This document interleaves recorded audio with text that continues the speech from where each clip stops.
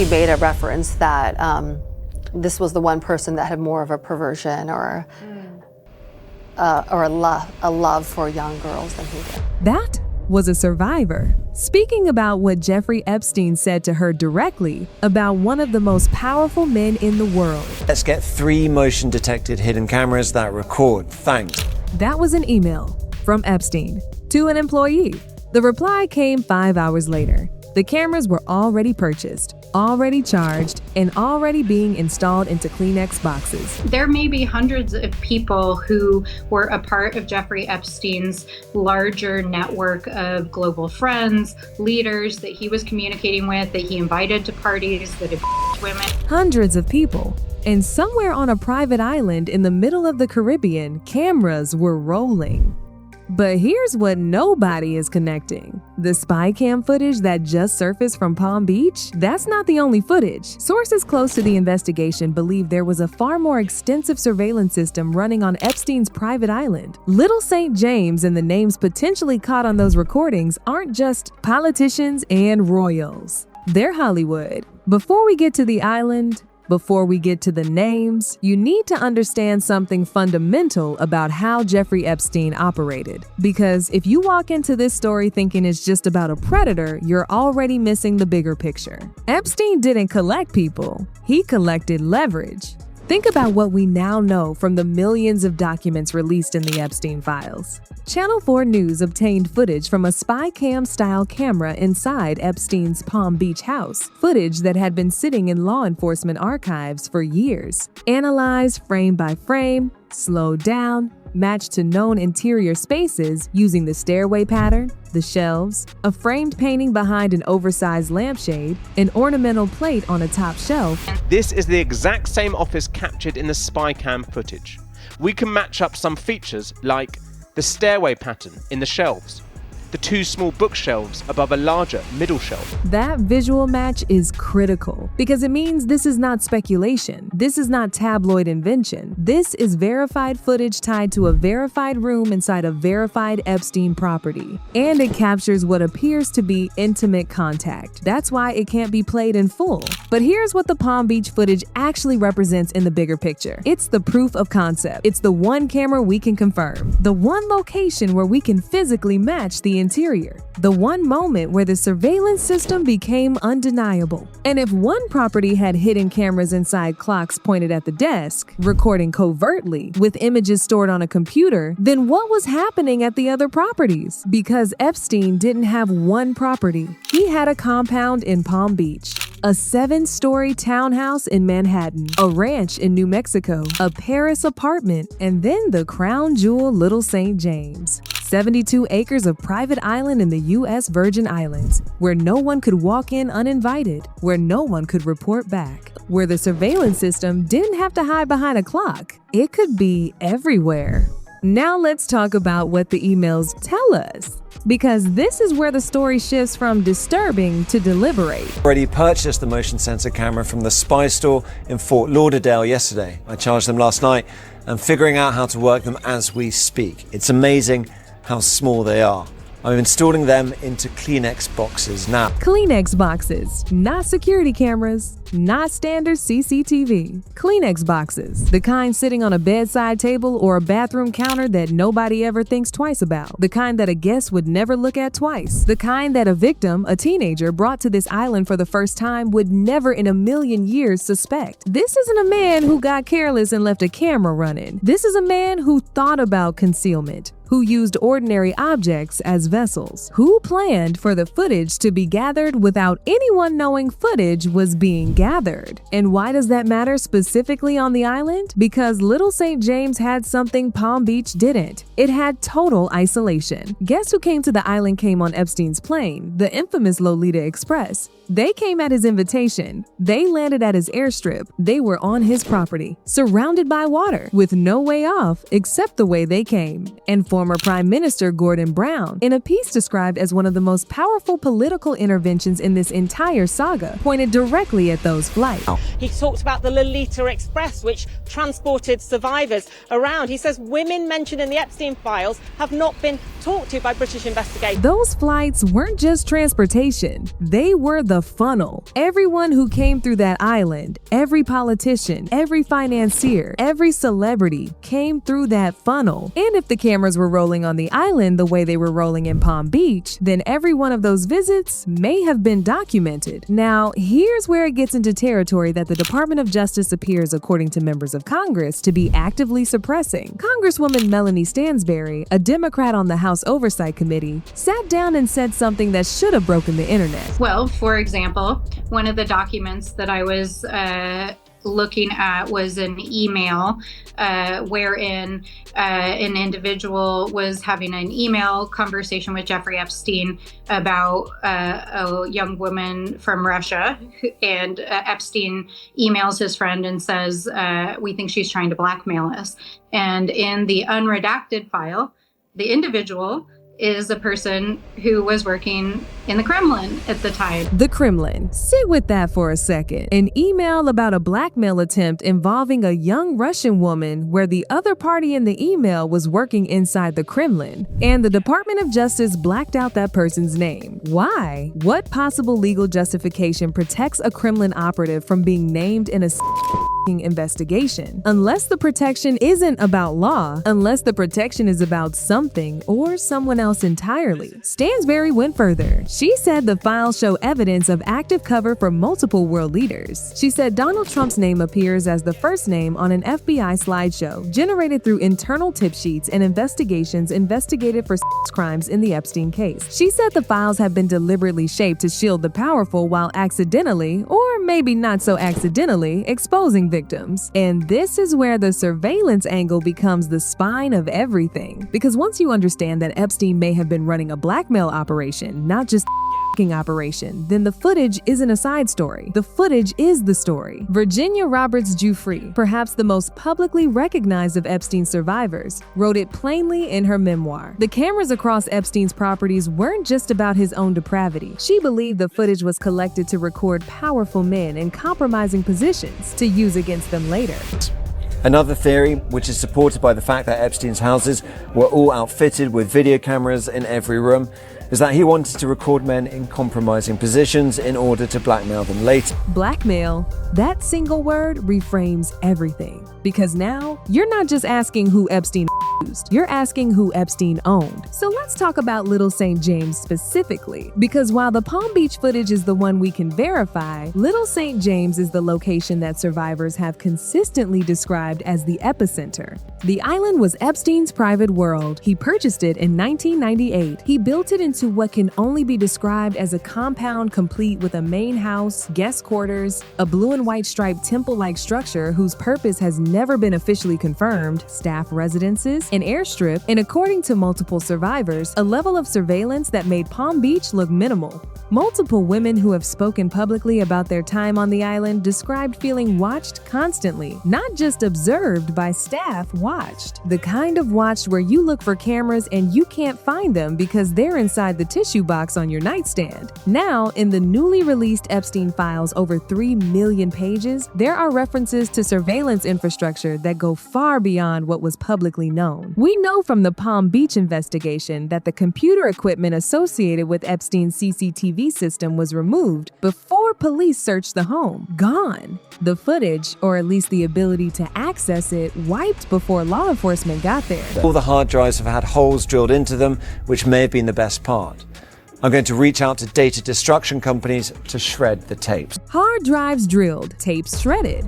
That's not someone panicking and deleting browser history. That is organized, deliberate destruction of storage media. And people do not urgently destroy files that don't matter. Destruction implies value. Destruction implies those files existed and that what was on them was dangerous enough to someone or several someones to physically destroy the hardware rather than simply delete the data. Now here's the question that brings us directly to Hollywood. Because who was on that island? We know politicians.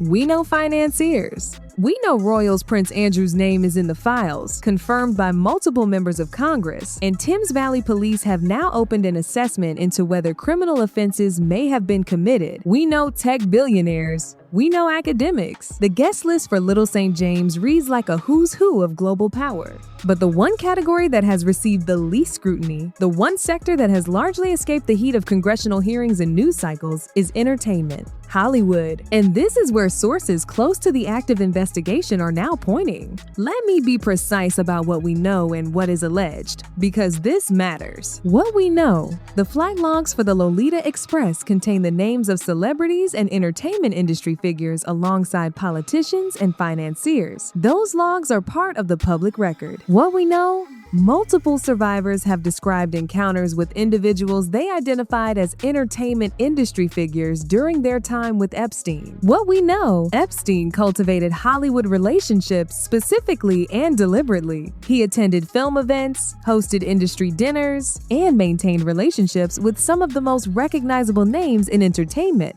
What is now being alleged by sources familiar with material inside the unredacted files is that the island surveillance system captured footage involving Hollywood figures that has not been referenced in any public release. Footage that, if it exists, would represent one of the most explosive elements of the entire Epstein archive. And the reason this allegation is gaining traction isn't just rumor, it's the pattern.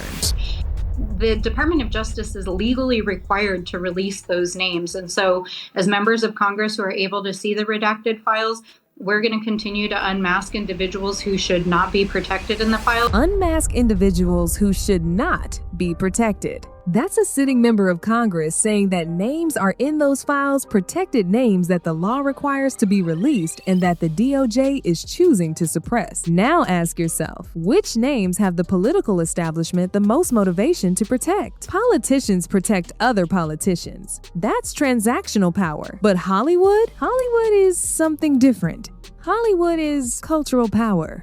Hollywood is narrative control. Hollywood is the machine that shapes public perception, and if powerful figures inside that machine appear in Epstein's surveillance footage from the island, the motivation to keep that buried runs deeper than politics. Because a politician caught in the Epstein files loses an election. A Hollywood figure caught in Epstein Island footage loses a legacy, a franchise, a cultural identity that has been built over decades. The stakes are categorically different, and the survivors noticed. Multiple women who interacted with Epstein have described him as a man who wore, as one survivor put it, his perversions outwardly. He talked about his powerful friends constantly. He referenced their proclivities. He used them as a form of social currency, almost like he was proud of what he knew about them. He made a reference that this was the one person that had more of a perversion or a love for young girls than he did. He was keeping score. He was cataloging. And a man who was keeping score of other people's behavior, a man who ordered hidden cameras by email and had them installed into tissue boxes, is not doing that for his own private viewing pleasure. He's doing that because the footage is the product. The footage is the insurance policy. The footage is the leverage.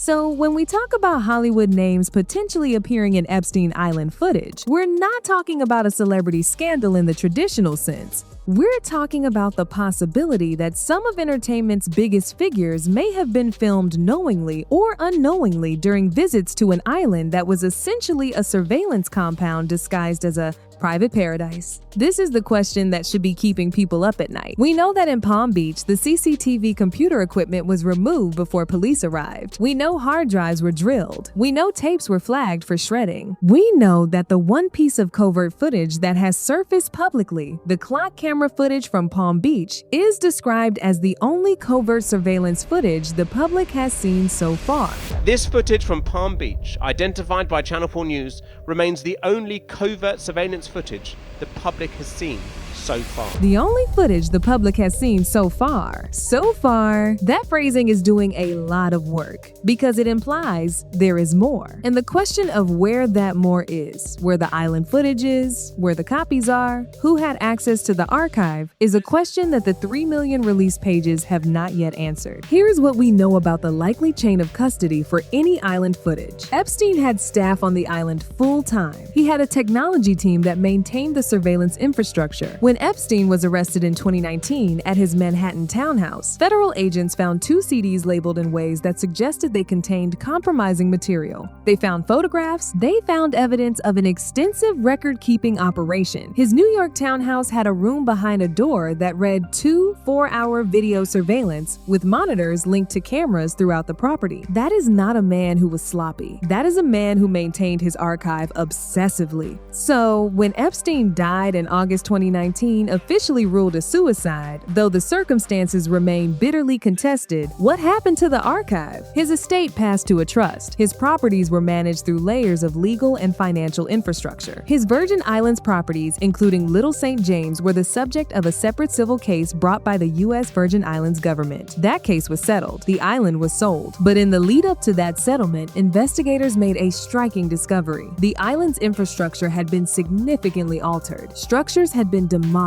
The underground tunnel systems that multiple visitors had described and that remained mysteriously unacknowledged in official accounts were either inaccessible or gone. The timing of that demolition, relative to ongoing legal proceedings, is something that investigators and journalists have flagged repeatedly, and it maps directly onto the pattern described in the emails we already referenced. Archives drilled, tapes shredded. If true, that suggests something incredibly important. Not only that material may have existed, but that material may have mattered enough to destroy. Material that mattered enough to destroy. So where does that leave us? It leaves us with the very real possibility that the most explosive portion of the Epstein archive, the island footage, the footage potentially involving Hollywood figures, the footage that could function as the most powerful blackmail leverage ever assembled, either no longer exists in accessible form, or it exists somewhere outside the reach of any current investigation. And that is exactly what sources close to the investigation believe is true. Here's the part of this story that should make you genuinely angry. The survivors said this was happening for years. They said they were being filmed. They said the cameras were everywhere. They said that Epstein talked about what he had on people. They said the island was different, that the level of control there was unlike anything at the other properties. And for years, that information sat in the background. One more dark detail in a story that was already so dark that one more detail barely registered. Victims said for years that Jeffrey Epstein was filming them. For years, that sat in the background like one more dark piece of the story. One more dark piece of the story. Think about what that means in practice. It means that the people who had direct knowledge of the surveillance operation, the people who experienced it, were consistently not believed, not investigated, and not protected. While the footage that may have been gathered on that island was either destroyed or is sitting somewhere in the hands of someone, being used for purposes we can only speculate about, survivor Laura Bloom McGee put it in terms that should cut through everything. This is not protection. This is betrayal. McGee, this is not protection. This is betrayal. This is not protection. This is betrayal. Because every day that those names stay redacted, every day that the Hollywood figures potentially caught on that island footage remain unnamed, every day that the DOJ chooses to protect the powerful over the people they were, legally mandated to expose, is another day that the surveillance operation Epstein built continues to function exactly as designed. The leverage doesn't expire just because Epstein is dead. If that footage exists, and the evidence strongly suggests that extensive footage was gathered on the island, then whoever holds it holds power. And the desperate urgency to protect certain names in those files, the rushed redactions, the drilled hard drives, the demolished structures on the island, that is not the behavior of people with nothing to hide. That is the behavior of people who know exactly what was captured. Here is what the current landscape looks like as of right now. Thames Valley Police in the UK have opened an active assessment into whether criminal offenses have been committed, specifically in relation to material revealed in the Epstein files. They have consulted with specialist Crown prosecutors, they are looking at flight records, they are looking at names, they have explicitly stated they are evaluating whether a full investigation is required. The House Oversight Committee has members who have seen the unredacted files and who are publicly stating that the Department of Justice is illegally shielding individuals who should be named. They are threatening to unmask those individuals themselves. Attorney General Pam Bondi, who came to her congressional hearing prepared for combat, has been told by survivors to her face in a room charged with anger and grief that 3 million released pages is not enough. How long do we have to wait for justice to be served? How long do we have to wait? That question, asked by a woman who survived years of abuse, who has been fighting this battle for longer than most people have been paying attention, is the question that anchors everything. Because the Hollywood angle isn't separate from that question, it is the answer to why that question still has to be asked. Because the people with the most to lose from that footage surfacing are not powerless. They are the opposite of powerless. They are the people who fund campaigns, who control media narratives, who have access to the kind of legal and political infrastructure that can keep files buried and names redacted for decades. But here's what's different now. The files are partially out. Survivors are on Capitol Hill. Members of Congress are threatening to act unilaterally. Gordon Brown is calling it the biggest political scandal in modern British history. 10 countries have opened investigations, and the phrase "so far" as in, this Palm Beach footage is the only covert footage the public has seen so far, is doing exactly what it's supposed to do. It is a promise. Who benefited from what was recorded? Who benefited from what was recorded? That's the question. Not just who abused, not just who tricked, not just who enabled, but who benefited from the footage itself. Who used it? Who still uses it? Who is currently protected by it? And if the island footage ever surfaces, if the names currently hidden inside those files ever come fully into the light, then the answer to that question is going to hit entertainment, politics, finance, and global power structures simultaneously. That is why it is being protected so aggressively. That is why the hard drives were drilled. That is why the tapes were shredded. That is why the island structures were demolished before investigators could fully document them. And that is why, despite 3 million released pages, the survivors are still standing in the halls of Congress asking the same question. How long do we have to wait?